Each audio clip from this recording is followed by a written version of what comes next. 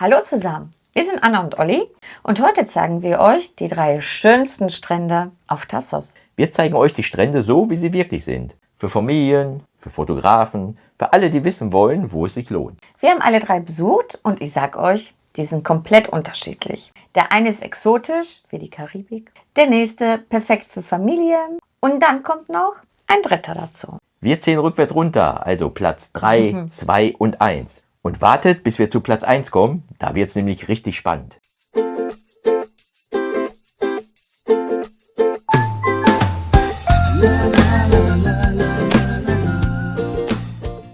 Olli, erzähl mal vom Marble Beach. Also ehrlich, das ist schon eine Augenweite. Statt Sand, und das ist das Besondere, liegt dort überall so weißer Marmorkiesel. Kleine, glatte, weiße Steine von den alten Steinbrüchen. Und das Wasser, das strahlt in einen so intensiven Smaragdgrün, dass du denkst, du bist in der Karibik. Und nicht in Griechenland. Das ist wirklich unreal. Das Problem ist nur, die Anfahrt ist ein echtes Abenteuer. Ja. Von Limenas führt eine Schotterpiste ungefähr 7 Kilometer zum Strand, holprig und voller Schlaglöcher. Und dieser feine weiße Marmorstaub ist überall.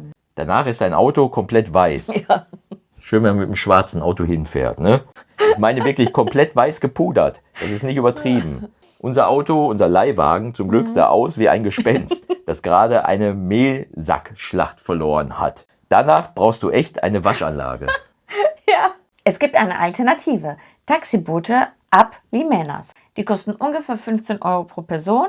Das ist manchmal die bessere Lösung, wenn du dein Auto nicht zur Marmormine machen willst. Der Strand ist klein, ungefähr 70 Meter lang. Das heißt, er wird schnell voll. Im Hochsommer brauchst du einen Platz, als wäre das ein Konzert. Das Wasser wird nach ungefähr 5 Metern plötzlich sehr, sehr tief. Also nicht zum Entspannen mit Kindern. Richtig. Und die Preise? Das ist schon einer der teuersten Strände auf der Insel, muss ich wirklich sagen. Ein Sekt Liegen plus Getränk kostet bis zu 50 €. Das ist fast doppelt so viel wie an den anderen Stränden. Aber es gibt einen Trick, komm vor 9 Uhr morgens. Ernsthaft. Das Licht auf den Kieseln ist magisch. Die Bucht ist noch leer. Du hast das Gefühl, der Strand gehört einfach nur dir. Das ist die beste Zeit für Fotos und für die Ruhe, die du suchst. Danach wird aber voll. Allerdings müsst ihr um 9 Uhr schon wach sein und die Augen aufkriegen, wenn ihr das sehen wollt. Der Marble Beach ist die Wahl für Fotografen und Abenteurer, würde ich sagen. Leute, die Optik über Komfort stellen, das ist wirklich schön, aber mit Einschränkungen. Und ein kleiner Tipp noch, ihr kommt mit dem normalen Wagen da nicht hin. Ihr braucht da wirklich so einen Allradwagen, der extra kostet, wenn ihr den leiht. Und jetzt wird es praktischer mit Platz 2. Okay, unser Platz 2, also der zweitschönste Strand, der uns am zweitbesten gefallen hat, das ist der Golden Beach. Das ist quasi genau das Gegenteil vom Marble Beach. Keine Schotterpiste, kein Drama und kein Marmorstaub. Ja. Hier ist alles einfach und unkompliziert. Der Strand erstreckt sich von Scala Panagia bis Scala Potamia. Je nachdem, wie man es zählt, sind das 1,5 bis 3 Kilometer reiner Sand. Goldgelber Sand, wirklich schön anzuschauen. Und im Hintergrund siehst du die Berge von Tassos. Wirklich wunderschön. Das ist einfach ein beeindruckendes Panorama, besonders wenn die Sonne tiefer steht. Und die Anfahrt? Flach, Asphalt, Parkplätze überall. Direkt am Strand, großflächig und kostenlos. Das Besondere ist, ihr müsst wirklich nicht klettern, nicht holpern, nicht stauben wie beim Marble Beach. Das ist genau der Punkt, wo viele Familien landen und einfach sagen, ja, hier bleiben wir. Und da haben sie vollkommen recht. Ja. Das Wasser ist extrem flach. Das ist einfach ganz besonders hier. Du kannst ungefähr 50 bis 70 Meter weit hineinlaufen, bevor es tiefer wird. Und das ist Gold wert natürlich für kleine Kinder und Anfänger, die gerade anfangen, schwimmen zu lernen. Und sie können spielen, sie können einfach selber entscheiden, wie weit sie reingehen wollen. Sie sind sicher und ihr könnt euch entspannen einfach. Das ist der Grund, warum so viele Familien hierher kommen. Aber, und das ist wichtig, nach diesen 70 Metern kommt ein plötzlicher Graben. Das heißt, wenn du zu weit rausgehst und du dich nicht konzentrierst, wird es plötzlich richtig tief.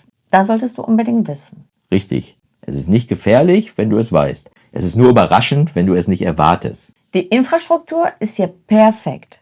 Duschen, Umkleidekabinen, Toiletten, überall am Strand. Tavernen sind verteilt über den gesamten Strand. Nicht alle konzentriert an einer Stelle. Es gibt Kajaks zu mieten, Tretboote, Paddleboards und vieles, vieles mehr. Am Golden Beach sind die Liegen grundsätzlich umsonst. Aber dann, wenn man in der Taverne was bestellt halt. Also ich habe zum Beispiel einen griechischen Salat bestellt, plus 2 Cola. Und das waren so Pi mal Daumen 15 bis 20 Euro. Der Salat war mega lecker. Und dann isst man den am Strand. Also was gibt es Schöneres? Deswegen zeigt man das gerne. Und ihr könnt den ganzen Tag dann auf den Liegen bleiben. Ja, und wir haben teilweise vorne am Wasser gelegen.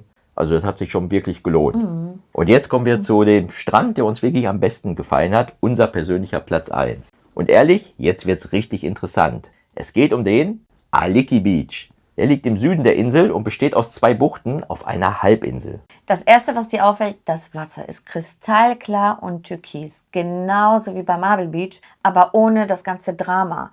Mit der Schotterpiste und mit dem kompletten Marmorstaub.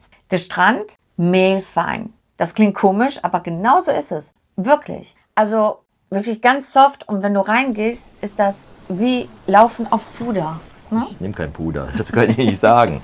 Links am Strand, und das ist der Insider-Tipp, gibt es so einen natürlichen Schatten von den Bäumen. Und das ist Gold wert, wenn es im Sommer wirklich sehr, sehr heiß ist. Aber hier ist die Besonderheit, die Aliki wirklich auszeichnet. Geschichte, echte Geschichte. Die Bucht ist seit der Jungsteinzeit besiedelt, seit über 5000 Jahren. Und direkt hinter den Tavernen, wo du gerade noch dein Souvlaki gegessen hast, führt ein Rundwanderweg zu antiken Marmorsteinbrüchen. Echten großen Marmorblöcken, die seit über 2000 Jahren dort liegen. Also mega cool. Die Römer haben Marmor von hier aus über die ganze Mittelmeer verschifft. Es gab Tempel für Apollo und die Dioskuren aus der Antike. Später kamen die Christen und bauten Basiliken genau auf den Ruinen dieser alten Heiligtümer. Das ist nicht nur Geschichte, das ist Archäologie live unter deinen Füßen. Und manchmal, wenn man am Strand guckt, da denkt man, da liegt auch noch so ein Steinzeitmensch auf der Liege, muss ich sagen. Du sitzt am Strand und trinkst dein Bier und um dich herum ist eine Schicht aus 5000 Jahren Zeit. Das ist wirklich sehr beeindruckend, finde ich. Wahnsinn, wirklich. Und wirklich spannend, wenn du schnorcheln gehst, siehst du unter Wasser die versunkenen Marmorblöcke. Wahnsinn. Das ist einzigartig auf das. Das Wasser ist so klar, dass du alles sehen kannst. Das ist nicht wie Golden Beach, wo nur Sand ist. Das ist echt interessant für Schnorchler. Es gibt auch eine zweite Bucht, die Windy Bay. Da ist es etwas rauer und weniger überlaufen. Aber dort müsst ihr aufpassen, sind sehr viele Steine dort und die sind sehr rutschig und auch relativ scharf. Wasserschuhe müsst ihr dort unbedingt anziehen. Für Schnorchler ist das perfekt, aber für Familien mit kleinen Kindern ist das eher nicht so gut geeignet, weil die sich dort verletzen können. Und die Preise? 10 bis 20 Euro für Liegen. Das ist fair im Vergleich zu Marble Beach. Die Infrastruktur ist gut, die Tavernen sind nett und das ganze Gefühl am Strand ist entspannt. Nicht so gehetzt wie beim Marble Beach um 9 Uhr morgens, nicht überlaufen wie der Golden Beach in der Hochsaison. Und genau das ist der Trick. Komm vor 10 Uhr und du hast Parkplätze und Ruhe. Aliki verbindet einfach alles. Die Optik eines Karibikstrandes, Geschichte zum Anfassen, gute Infrastruktur und weniger Chaos als die anderen. Wenn ihr nur einen Strand besucht, macht es Aliki. Aber ehrlich, alle 3 sind unterschiedlich genug, dass es sich lohnt, mehrmals zurückzukommen. Juni und September sind besser als Juli und August. Das ist nämlich weniger voll wegen den Ferien und ihr habt bessere Preise dort. Zu allen Stränden findet ihr übrigens Videos bei uns noch auf dem Kanal. Die haben wir letztes Jahr gemacht, wo wir in Tassos waren. Da könnt ihr euch die Strände nochmal genau anschauen. Abonniert gerne unseren Kanal, damit ihr unsere nächsten Tassos-Tipps nicht verpasst. Denn da geht es dann um die 5 Top-Sehenswürdigkeiten, die uns am besten dort gefallen haben. Dann wünschen wir euch schönes Reisen.